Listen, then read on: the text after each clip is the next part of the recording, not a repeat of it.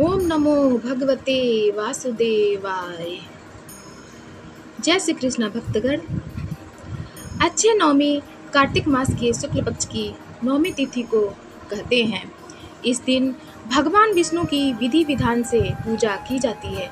इसे आंवला नवमी के नाम से भी जानते हैं। इस दिन लोग आंवले के पेड़ की भी पूजा करते हैं। इस दिन आंवला खाना भी बहुत शुभ मानते हैं। आइए जानते हैं आंवला नवमी किस दिन मनाई जाएगी। अच्छे नवमी इस साल 10 नवंबर दिन रविवार को मनाई जाएगी। अच्छे नवमी कार्तिक मास के शुक्ल पक्ष की नवमी तिथि को मनाई जाती है। इस साल यह तिथि 10 नवंबर को प्राप्त हो रही है। इसलिए जो लोग अच्छे नवमी का व्रत करते हैं वे 10 नवंबर को यह व्रत रखेंगे और विष्णु भगवान की पूजा करेंगे। धार्मिक मान्यताओं में बताया गया है कि आंवले के वृक्ष में भगवान विष्णु का वास होता है। इस दिन आंवले के पेड़ की छांव में बैठना और उसके नीचे खाना बनाना भी बहुत शुभ माना जाता है। इस भोजन का भोग सबसे पहले भगवान विष्णु को लगाएं और फिर पूरे परिवार को खिलाने से आपको श्री हरि का आशीर्वाद प्राप्त होता है। इस बार अच्छे नवमी का आरंभ 9 नवंबर की रात को 10:45 पर होगा और अगले दिन 10 नवंबर को रात 9:01 पर इसका समापन होगा। इसलिए उदया तिथि की मान्यता के अनुसार अच्छे नवमी 10 नवंबर की रात को मनाई जाएगी। चलिए जानते हैं अच्छे नवमी का महत्व। अच्छे नवमी को लेकर ऐसी मान्यता है कि अच्छे नवमी के दिन किए जाने वाले पुण्य कार्य का अच्छा फल सभी को प्राप्त होता है और आपको माँ लक्ष्मी की कृपा भी प्राप्त होती है।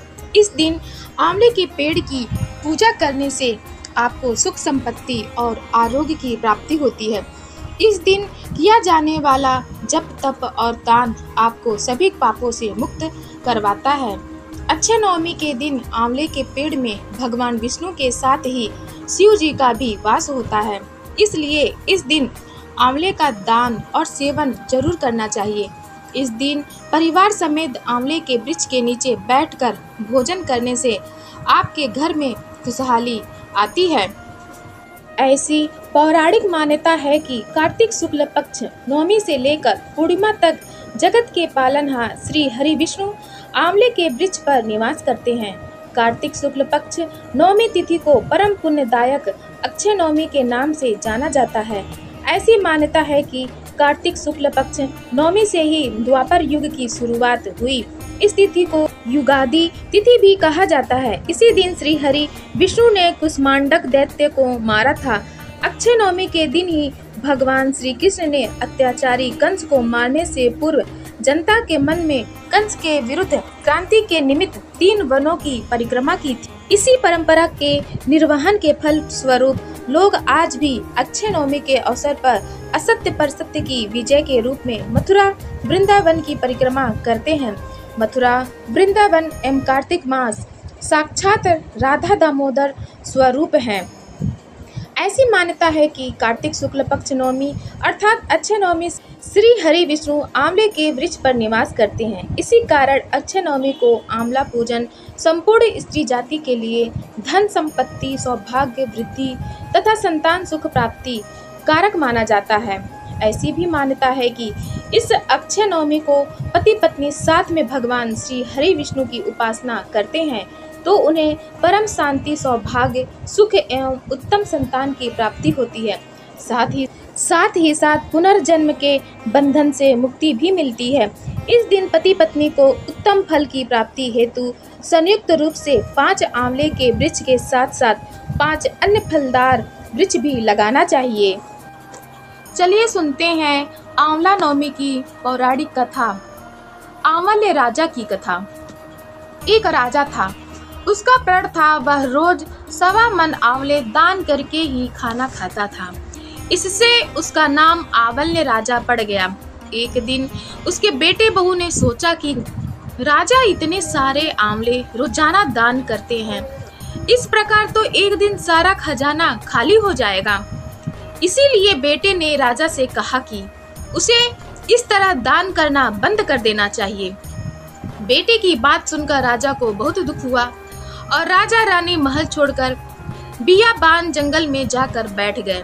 राजा रानी आंवला दान नहीं कर पाए और प्रण के कारण कुछ खाया नहीं। जब भूखे प्यासे 7 दिन हो गए तब भगवान ने सोचा कि यदि मैंने इसका प्रण नहीं रखा और इसका सत्य नहीं रखा तो विश्वास चला जाएगा। इसलिए भगवान ने जंगल में ही महल, राज्य और बाग बगीचे सब बना दिए और ढेरों आंवले के पेड़ लगा दिए। सुबह राजा रानी उठे तो देखा कि जंगल में उनके राज्य से भी 2 गुना राज्य बसा हुआ है। राजा रानी से कहने लगे, रानी देख कहते हैं सत मत छोड़े, सूरमा सत छोड़ाया पत जाए, सत की छोड़ी लक्ष्मी फिर मिलेगी आए। आओ नहा धोकर आंवले दान करें और भोजन करें। राजा रानी ने आंवले दान करके खाना खाया और खुशी खुशी जंगल में रहने लगे। उधर आंवला देवता का अपमान करने व माता पिता से बुरा व्यवहार करने के कारण बहू बेटे के बुरे दिन आ गए। राज्य दुश्मनों ने छीन लिया, दाने दाने को मोहताज हो गए और काम ढूंढते हुए अपने पिताजी के राज्य में आ पहुँचे। उनके हालात इतने बिगड़े हुए थे कि पिता ने उन्हें बिना पहचाने हुए काम पर रख लिया। बेटे बहू सोच भी नहीं सकते कि उनके माता पिता इतने बड़े राज्य के मालिक भी हो सकते हैं। सो उन्होंने भी अपने माता पिता को नहीं पहचाना। एक दिन बहू ने सास के बाल गूंथते समय उनकी पीठ पर मस्सा देखा। उसे यह सोचकर रोना आने लगा कि ऐसा मस्सा मेरी सास के भी था। हमने ये सोचकर उन्हें आंवले दान करने से रोका था कि हमारा धन नष्ट हो जाएगा। आज वे लोग न जाने कहाँ होंगे। यह सोचकर बहू को रोना आने लगा और आंसू टपक टपक कर सास की पीठ पर गिरने लगे। रानी ने तुरंत पलटकर देखा और पूछा कि तू क्यों रो रही है। उसने बताया, आपकी पीठ जैसा मस्सा मेरी सास की पीठ पर भी था। हमने उन्हें आंवले दान करने से मना कर दिया था, इसलिए वे घर छोड़कर कहीं चले गए। तब रानी ने उन्हें पहचान लिया, सारा हाल पूछा और अपना हाल बताया। अपने बेटे बहू को समझाया कि दान करने से धन कम नहीं होता बल्कि बढ़ता है। बेटे बहू भी अब सुख से राजा रानी के साथ रहने लगे। हे भगवान, जैसा राजा रानी का सत रखा वैसा सबका सत रखना, कहते सुनते सारे परिवार का सुख रखना, बस यही कामना है। चलिए सुनते हैं आंवला नवमी की एक अन्य कथा। एक अन्य कथा के अनुसार एक बार जगत गुरु आदि शंकराचार्य भिक्षा मांगने एक कुटिया के सामने रुके। वहाँ एक बूढ़ी औरत रहती थी जो अत्यंत गरीबी और दयनीय स्थिति में थी। शंकराचार्य की आवाज़ सुनकर वह बूढ़ी औरत बाहर आई। उसके हाथ में एक सूखा आंवला था। वह बोली, महात्मन, मेरे पास इस सूखे आंवले के सिवाय कुछ नहीं है जो आपको भिक्षा में दे सकूं। शंकराचार्य को उसकी स्थिति पर दया आ गई और उन्होंने उसी समय उसकी मदद करने का प्रण लिया। उन्होंने अपनी आंखें बंद की और मंत्र रूपी 22 श्लोक बोले। ये 22 श्लोक कनकधारा स्रोत के श्लोक थे। इससे प्रसन्न होकर माँ लक्ष्मी ने उन्हें दिव्य दर्शन दिए और कहा कि शंकराचार्य, इस औरत ने अपने पूर्व जन्म में कोई भी वस्तु दान नहीं की। यह अत्यंत कंजूस थी और मजबूरी वश कभी किसी को कुछ देना ही पड़ जाए तो यह बुरे मन से दान करती थी। इसलिए इस जन्म में इसकी यह हालत हुई है। यह अपने कर्मों का फल भोग रही है, इसलिए मैं इसकी कोई सहायता नहीं कर सकती। शंकराचार्य ने देवी लक्ष्मी की बात सुनकर कहा, हे महालक्ष्मी, इसने पूर्व जन्म में अवश्य दान धर्म नहीं किया है, लेकिन इस जन्म में इसने पूर्ण श्रद्धा से मुझे यह सूखा आंवला भेंट किया है। इसके घर में कुछ नहीं होते हुए भी इसने यह मुझे सौंप दिया।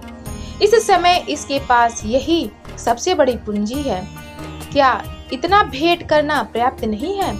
शंकराचार्य की इस बात से देवी लक्ष्मी प्रसन्न हुई और उसी समय उन्होंने गरीब महिला की कुटिया में स्वर्ण के आंवलों की वर्षा कर दी।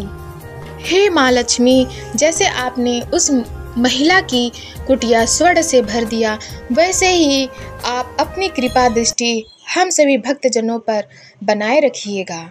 कथा अच्छी लगी हो तब आप हमारे चैनल सनातन कथा संग्रह को लाइक करें, शेयर करें और सब्सक्राइब करें। धन्यवाद।